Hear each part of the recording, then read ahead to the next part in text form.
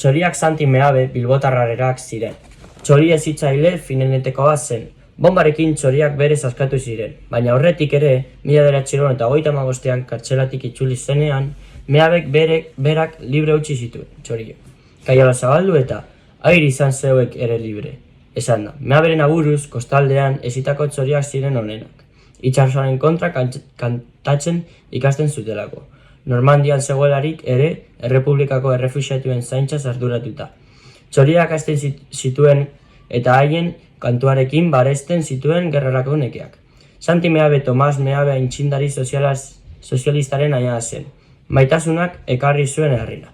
Salvadora goitikarekin maitemindu eta arekin ezkondu zen. Arropa denda bat zuten, elizpean.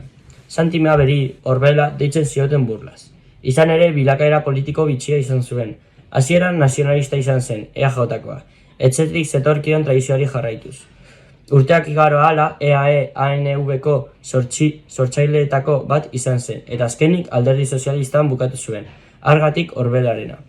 Gerra garaian, bera izan zen Errepublikako defentsa arduraduna Lehai Artibai eskualdean. Ardu zuen lehen erabakitako bat zubiak botatzea izan zen. Horrela, Ondarroako zubi zaharra eraitsi egin zuten dinamitaz, frankistak bertatik ez igarotzeko. Pintorek hainbesten pintatu zuten zubi zahar ura, mundu zahar baten simbolo zena, ondoratu egin zuen gerrak. Bi aldiz suntsatu zuten zubea. Lehenengo aldia hori izan zen, gerrak gerran. Bigarren Uriolak eraman zuen, 1953ko urriaren 15. Ricardo Bastilla arkitektoak hil zen egun berean.